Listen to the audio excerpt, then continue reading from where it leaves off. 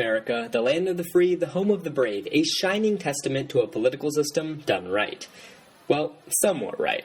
I contend that there's still some big issues that haven't been dealt with in the United States' politics today, namely that of political debates. By political debates, I specifically mean the televised debates that take place between politicians before an election. While I think that all levels of debates are important, I'll specifically focus on those leading up to a presidential election, both during nominations and during the campaign. Presidential debates formally began in 1960 when JFK and Richard Nixon debated for a TV audience of 66 million. Prior to that, however, a number of debates had taken place informally between candidates, most notably the 1858 debates between Abe Lincoln and Stephen Douglas. The purpose of such debates is threefold. First and foremost, to inform voters of the candidates' positions on policies, and second, to allow candidates to point out flaws in the other's reasoning.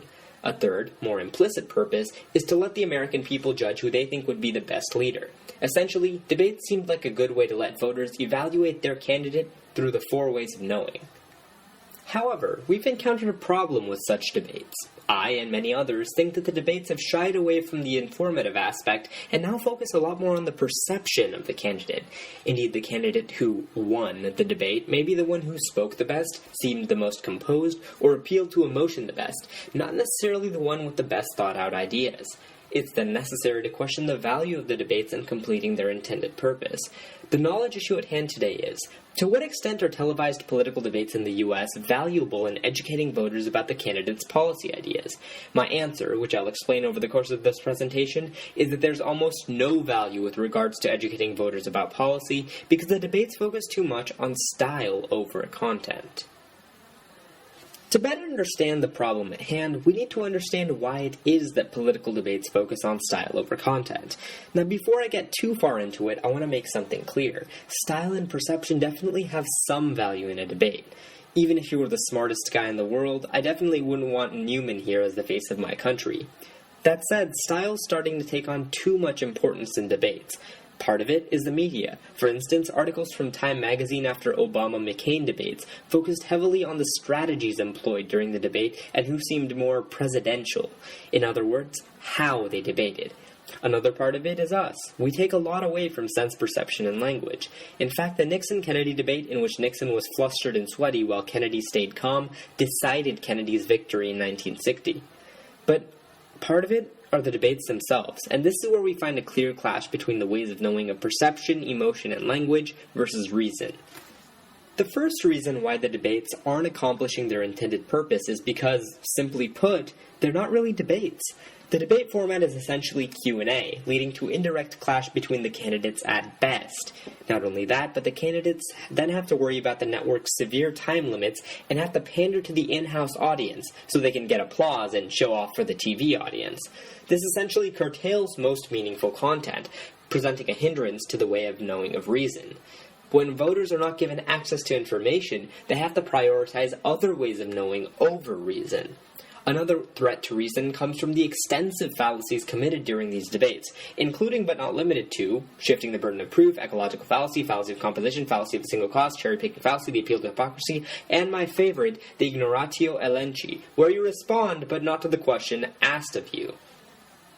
That brings me to the second problem with the debates. Candidates are often non-responsive and rely on pre-planned talking points. You can see that with this audio clip of Mitt Romney during the latest GOP debate. Help the voters who still have questions about you. What is the biggest misconception about you in the public debate? Governor Romney? We've got to restore America's promise in this country, where people know that with hard work and education that they're going to be secure and prosperous and that their kids will have a brighter future than they've had. For that to happen, we're going to have dramatic fundamental change in Washington, D.C. We're going to have to create more jobs, have less debt, and shrink the size of government. I'm the only person in this race. Is there a misconception about you? The question is a misconception. You get to ask the questions you want. I get to give the answers I want. And, Fair enough. Yeah. While this is an extreme example, you often hear candidates steer the question to an issue they're more comfortable talking about. What's more, they seem to have one of three goals in mind during any debate. First, they keep reminding everyone of any successful policies they implemented or voted for. Second, they try very hard to show how they're not like other guys. Remember Herman Cain and how he kept saying the word bold? And their third goal is presenting their holistic vision for the U.S., which is almost always incredibly idealistic. For example, Obama focused heavily on how America would recover in his term, which is part of the reason people direct their frustrations toward him. Now, the candidates wanting to get these 3 points across isn't a bad thing. It's just that a debate isn't the appropriate setting. However, the candidates are somewhat time-constrained, making it necessary to create some memorable quotes for the voters to take away, a point raised in the book Amusing Ourselves to Death. In the book, author Neil Postman explains that we live in a soundbite culture, where we mainly respond to memorable tidbits. With Obama, it was, "Yes, we can." With Bush Sr., it was, "Read my lips, no new taxes." When we hear candidates' names, we recall their faces, physical appearances, and we recognize their celebrity. But less often do we recognize a candidate by their political philosophy. Back in the 1800s, you could probably recognize a candidate from his writing, but not from his appearance. Now, it's the other way around. It shows where society's interest is nowadays. It's become easy to see how presidential someone feels, and then vote on that without actually understanding the person. The soundbite culture is corrupting our debates. The Lincoln-Douglas debates ran up to 5 hours long each, allowing clash and a full development of a candidate's position. Voters today would probably be out the door before the opening remarks finished. Even if we assume today's debates provide adequate information, what type of information do they provide? One recurring issue is misinformation, like when Rick Santorum mistakenly claimed that 5% of deaths in the Netherlands are through forced euthanasia. I argue that, more than anything, candidates appeal to viewers' emotion, to rile up crowds in their favor and turn them against the others. The debates seem to turn into a he-said-she-said game, in which each candidate makes backhanded slights at the others, with casual mentions of another's inaction or unfavorable action every time they answer a question about themselves.